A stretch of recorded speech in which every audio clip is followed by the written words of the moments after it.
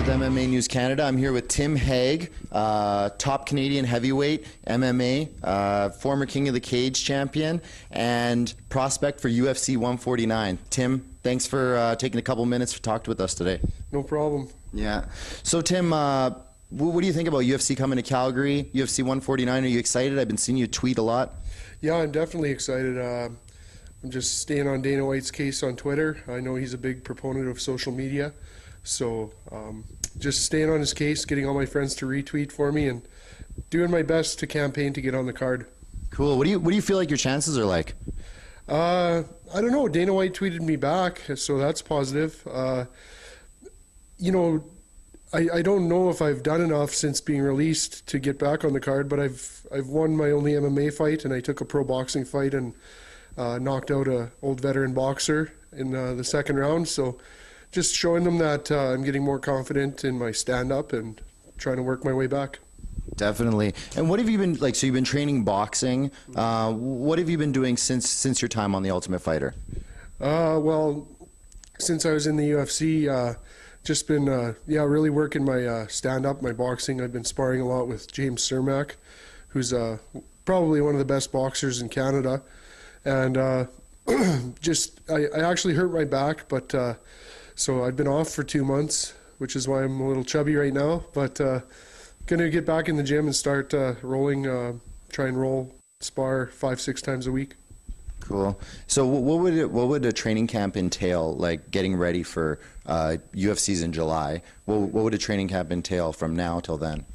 Well, if I got the word, it'd be a nice long training camp, I guess.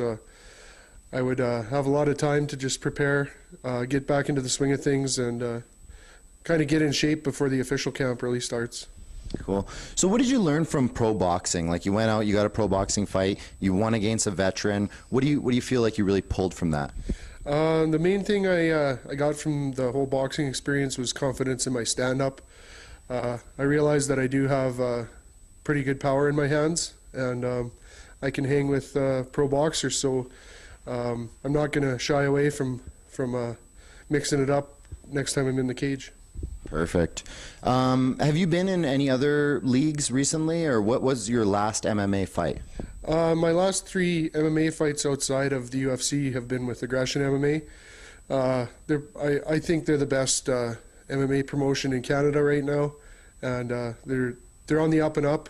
And I definitely suggest any fighters trying to build their record and get to the big show to contact Aggression MMA. Okay. And fighters that are looking to get ahead, start in this a career in this, what do you suggest? Like, how does a person get started in a fighting career? If you want to start up in MMA, just start training hard. Find the right group of people to train with, and it's always good to have somebody guiding you on which fights you should and shouldn't take. Definitely. And I seen you spent some time in a house a little while ago training with guys like Brock Lesnar and stuff. Right. Talk a little bit about that. Yeah, that was a really awesome experience. Brock's camp invited me down to Minnesota to train with them before he fought Alistair Overeem, and got to train with Cole Conrad, who might not be the most popular guy at the moment, but I think he's one of the best fighters in the world at the moment. Pat Barry was there, another big guy named Jesse Wallace. John Madsen was there, and of course Coach Marty Morgan. So in my short time there, I learned a lot, and it was just a really awesome experience. What was the biggest lesson that you took from that experience? Just to be in as good a shape as possible. You can't half-ass it if you're going to be training with those type of guys.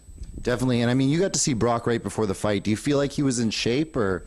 Yeah, everything seemed good. He seemed mentally and physically prepared.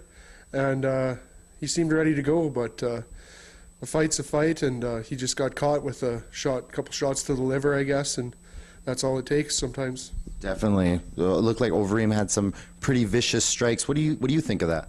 Yeah, Overeem's a heck of a striker, and I don't want to be a critic of Brock or anything, but it seemed like his inexperience may have played a role against a veteran like Overeem. He was kind of rushing for the takedown and didn't really try and set it up that much, but he was the one who was in there against Overeem, who's the biggest beast in the UFC right now. So I can't really be too much of a critic. So let's say you get on UFC 149 card. What's the next step for you? Who are you hoping to fight? I'll fight anybody in the UFC right now. Whoever they give me, I'll prepare for accordingly and game plan, and I'll show up better than I definitely have in the past. I think I'm a different fighter now.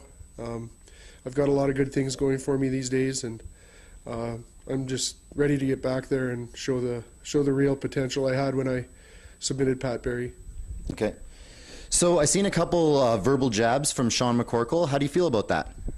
Sean McCorkle's a guy I'd love to fight in Calgary. I think he has a lot of hype in his own mind, and I'd like to get in there and mix it up with him. If the UFC was wanted to bring us both back, I'm sure we'd put on a heck of a show, and I would definitely beat him up. I just wanted to give a couple shout-outs to people who have been supporting me lately. I wanted to thank eBoost and Beatdown.ca, Aggression MMA, and Martial Arts Life. Grab yourself some new gear. Passion for Smashing as well.